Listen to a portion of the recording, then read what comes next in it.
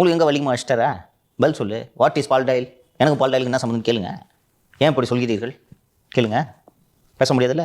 பால்டாயிலாம் பேசுது அப்படின்னு உதயநிதி தான் பால்டாயில்னு சொல்கிறாருன்றது எல்லாருக்கும் தெரியும்.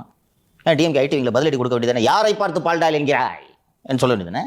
எங்களுக்கும் பால்டாயிலுக்கும் என்ன சம்பந்தம் சொல்லுங்கள், கேளுங்க. அமைதியாக இருக்கீங்க. எல்லாருக்கும் வாய் இருக்குது தம்பி, எல்லாரும் பேசுவாங்க, புரியுதா? ஒரு முன்னாள் முதலமைச்சர் உன்னை போல அப்பாவால் இந்த பதவிக்கு வந்தவர் கிடையாது. சொன்னார் அதை.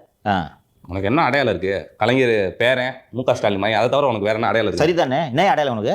எடப்பாடி பழனிசாமிக்கு அவரோட உழைப்பும் திறமையும் தான் அடையாளம். அவர் அண்ணன் திரு கே.பி. முனுசாமி அவர்களிடம் ஒரு நேர்காணலுக்காக சென்றிருந்த போது பேசி கொண்டிருந்த போது சொன்னார், ஈஸி கிடையாது சங்கர், அரசியல் எவ்வளோ அவமானங்களை சகிச்சுக்கணும் தெரியுமா? அதெல்லாம் சகிச்சுக்கிட்டு தான் ஜெயிச்சு வரணும். 10 தோல்வியை சந்திக்கணும். தோற்று அவமானப்பட்டு மோதி ஜெயிச்சு வந்தால் தான் அந்த பதவியோட அருமை தெரியும்.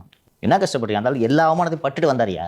சசிகலா குடும்பத்துக்கே அடிமையாக இருந்து இன்றைக்கி அந்த குடும்பத்திலேருந்து ஒருத்தர் கூட சேர்த்துக்க மாட்டேன்னு சொல்கிற பொசிஷன் வந்திருக்காருல்ல.